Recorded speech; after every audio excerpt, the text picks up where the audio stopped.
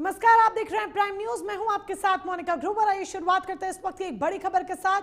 पश्चिम बंगाल तमिलनाडु में चुनावी शोर थम गया है। बड़ी जानकारी, पश्चिम बंगाल से लेकर तमिलनाडु चुनावी शोर थम गया है। दोनों राज्यों में पहले चरण में 23 अप्रैल को वोटिंग होनी है। बंगाल में दूसरे चरण के लिए 29 अप्रैल को मतदान होगा।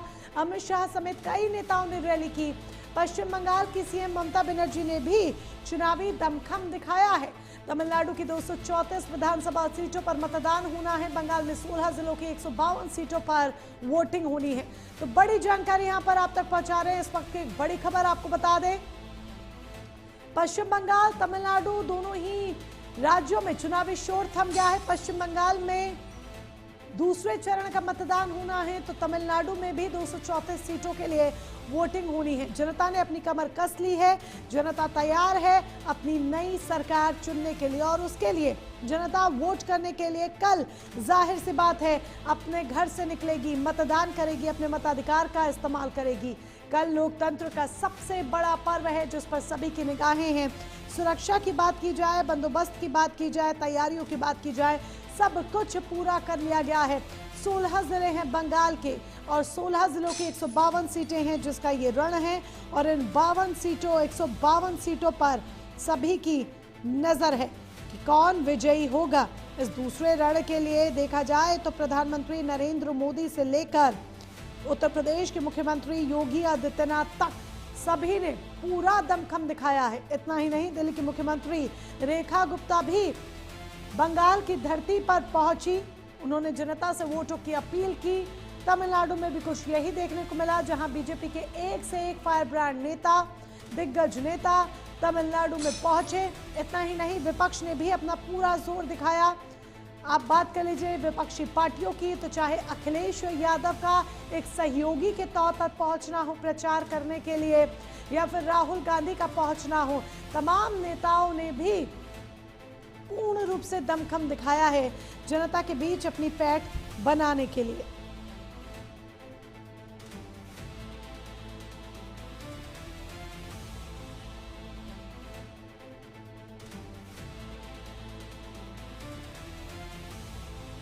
और दिल्ली से हमारे सहयोगी स्तुति पाठक हमारे साथ लाइव जुड़ चुके हैं। इसके साथ ही अब्दुल समद इसरा न्यूज रूम से हमारे साथ लाइव जुड़े हैं।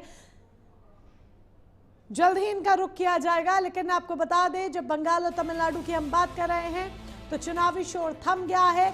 अब जिस तरीके से जनता अपने मताधिकार का इस्तेमाल कर रही है, वोटिंग कर रही है, उसके बाद निगाह 4 मई को भी है जब सभी नतीजे घोषित होंगे।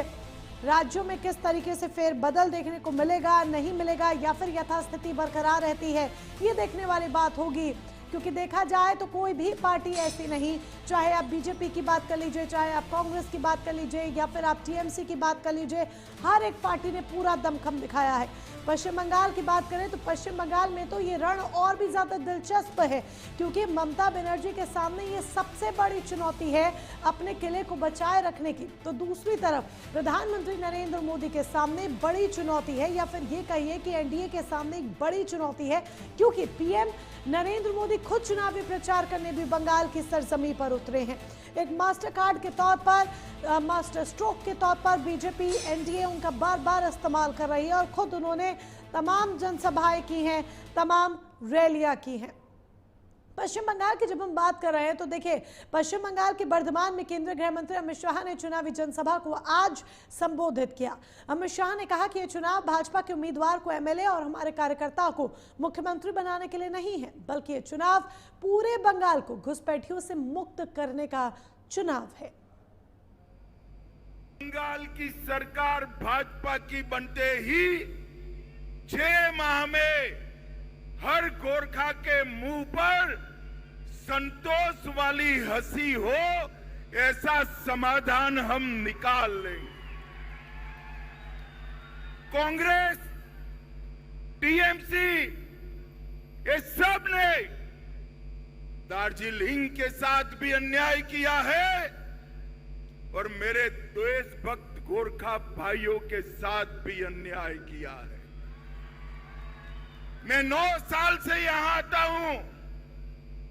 मैं आज आपको वादा कर कर जाता हूं, कमल फूल की सरकार बनते ही 6 माह के अंदर 10 को जूनी 10 को पुरानी गोरखा समस्या का गोरखाओं के हिसाब से समाधान कर जाएंगे।